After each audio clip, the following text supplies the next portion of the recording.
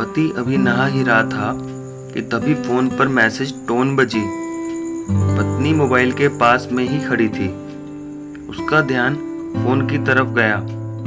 उसने सहज ही फोन उठाकर मैसेज पढ़ा। हाय, गुड मॉर्निंग डियर। किसी बेबी का मैसेज था। पत्नी सोच में पड़ जाती है कि अब ये बेबी कौन है। तब तक पति भी नहाकर बाहर आ चुका था। पत्नी उसे बताती है, किसी बेबी का मैसेज आया है। पति मुस्कुरा देता है, फोन उठाकर उस मैसेज का रिप्लाई करता है, hi baby, how are you, और अपने काम में लग जाता है। इस रिप्लाई को भी पढ़ती है। अब हर पल पत्नी के दिमाग में यही विचार कौंधता रहता है कि ये बेबी कौन है। शाम को पति घर आता है। पत्नी उससे पूछती है, ये बेबी कौन है। पति जवाब में सिर्फ मुस्कुरा देता है और फिर से अपने काम में लग जाता है। 2-3 दिन बीत जाते हैं।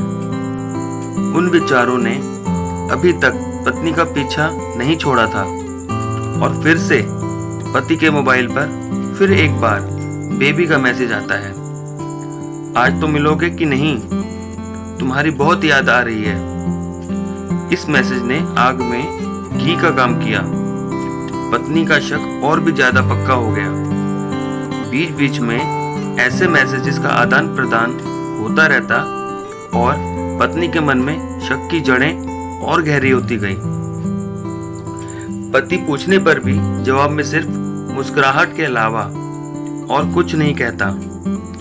यह शक गुस्सा बनकर तब तक ज्वालामुखी की तरह फट पड़ता है जब एक दिन उसे अपने पति की जेब में सिनेमा की 2 टिकटें मिलती हैं। पत्नी अपने पति से बहुत झगड़ती है। पति उसे समझाने की कोशिश करता है, लेकिन वह कोई भी बात सुनने को तैयार नहीं है। पति को भी उस पर गुस्सा आ जाता है और यह झगड़ा और भी ज्यादा बढ़ जाता है। गुस्से में पति घर से बाहर निकल जाता है। पत्नी का गुस्सा पति से कई गुना ज्यादा है।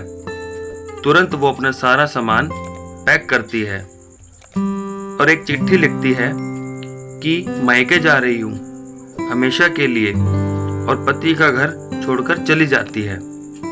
गुस्सा शांत होने पर जब पति घर आता है तो चिट्ठी पढ़कर उसके होश उड़ जाते हैं। 10 दिन बीत जाते हैं और गांव के उस घर पर डोरबेल बजती है जहां पत्नी रहने चली गई है। पत्नी दरवाजा खोलती है। दरवाजे पर 10 साल की एक छोटी बच्ची हाथों में चिट्ठी लिए खड़ी है। वह पत्नी को वह चिट्ठी देती है। बच्ची से वह चिट्ठी लेकर पत्नी चिट्ठी खोलकर पढ़ती है, डियर वाइफ, जिस बेबी की वजह से हम दोनों में इतने झगड़े हुए और तुम हमारा घर छोड़कर यहाँ चली आई, यह बच्ची जो अभी तुम्हारे सामने खड़ी है, ये वही बेबी है। अनाथ आश्रम की एक प्यारी बच्ची, इसी के साथ मैं बातें करता था, सिनेमा जाता था। पहली बार जब तुमने बेबी के बारे में पूछा था तो मैंने जानबूझकर तुम्हें नहीं बताया था। सोचा था थोड़ा मजाक करता हूँ, देखता हूँ तुम कैसे रिएक्ट करती हो, लेकिन मैंने ये कभी नहीं सोचा था कि तुम्हारा शक इतना बढ़ जाएगा कि तुम घर ही छोड़ दोगी। हाँ, सबसे जरूरी बात ये, जो बेबी है वह किसी और की नहीं बल्कि तुम्हारी ही बेटी है। रुको, अपने आप को संभालो और आगे की बात ध्यान से पढ़ो। हमारे शादी के 2 साल पहले की बात है। तुम अपने कॉलेज के लास्ट ईयर में थी। तुम्हारे प्रोफेशन में नोट्स लेने के बहाने तुम्हें बुलाया था और तुम्हें चाय में नशीली दवा खिलाकर ना करने वाला काम किया था। इसमें तुम्हारी कोई गलती नहीं थी, लेकिन कुदरत ने अपना काम किया और तुम्हारे पेट में इस बेबी को डाल दिया। काफी प्रयास करने पर भी अबॉर्शन नहीं हुआ तो तुम्हारे घर वालों ने समाज के डर से तुम्हें 6 महीने तक घर में ही रखा। तुम्हारे पिताजी खुद एक डॉक्टर हैं, इसलिए यह बिन मांगा बच्चा बड़ी आसानी से बिना किसी को कानो कान खबर हुए इस दुनिया में आया।